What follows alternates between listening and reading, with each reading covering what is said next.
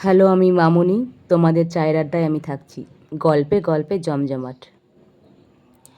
আমি তরি, পিঠে একটা মস্ত বড় ব্যাগ, খুব ভারী। ভারের ধাক্কায় পশ্চাৎমুখী করছে আমায়। মাথায় একটা বড় বোঝা, হাতে বড় বড় দুটো গাঁঠ। আমি চলেছি চলেছি তো চলেইছি।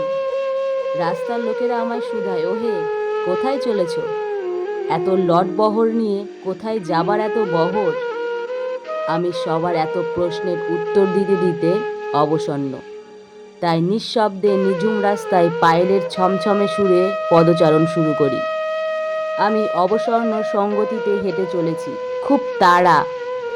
রাত যায়, দিন যায়, কিন্তু সকাল আর হয় না।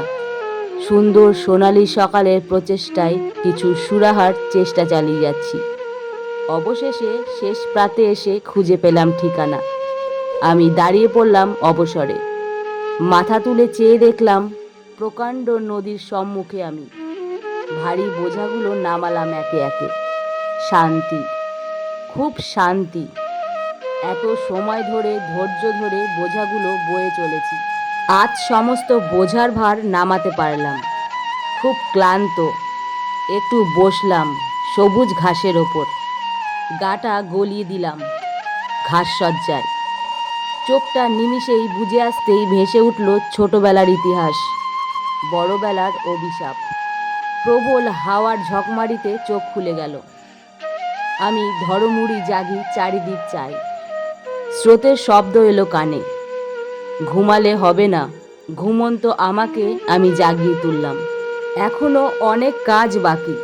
বোঝাগুলোর ন্যায় কার্য এখনো বাকি। একে একে টানতে শুরু করলাম বোঝাগুলোকে।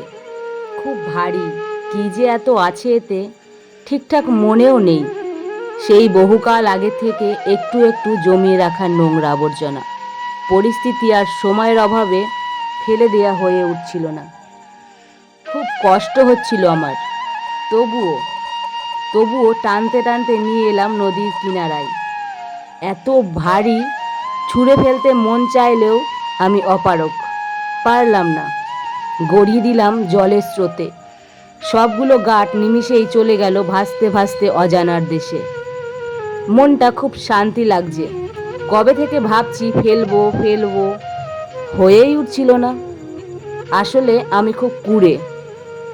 এতদিন ধরে নোংরা আবর্জনাগুলো জমা হয়েছিল। এত গন্ধ, পরিবেশ দূষণ হচ্ছিল তো। আসবো আসবো করে অবশেষে এসেই পড়লাম না। যদি কদিন আগে করতাম এই কাজটা, তাহলে হয়তো পরিবেশটাকে দূষণের হাত থেকে বাঁচাতে পারতাম। যাই হোক, এবারে ফেরা যাক। গায়ে হাতে পায়ে খুব ব্যথা, পা ফেলতে ভয় করছে আমার। এত পথ অতিক্রম করেছি, সাথে এত বোঝা। বহুত দিন যাবৎ গাঁটের ভার পিঠে আর সইতে পারছিলাম না। আসলে এই নোংরা আবর্জনাগুলো প্রথমে শুরুতে আমার খুব শখের ছিল। জিনিসগুলো আমার খুব প্রিয় ছিল। আস্তে আস্তে ক্ষয় হতে হতে, রং জ্বলতে জ্বলতে, ভাঙতে ভাঙতে এগুলো ধারালো হয়ে উঠেছিল। হাত দিলেই হাত কেটে যেত। তবুও খুব শখের বলে সবটা ভুলে আবারও তাদের নতুন করে সাজাতাম, নতুন রঙে রঙিন করতাম। যদি ভেঙে যাওয়া জিনিসগুলো একটু হলেও প্রাণ ফিরে পায়। কিন্তু না, বেলা শেষে আবারও আমার অজান্তেই জিনিসগুলোতে হাত পড়লেই কাঁটা দিয়ে বিঁধত আমার হাতে। অনেক হাত কেটেছি।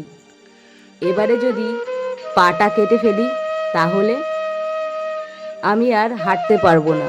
জীবনে চলার পথ অনেক বাকি। অনেকটা পথ অতিক্রম করতে হবে আমায়।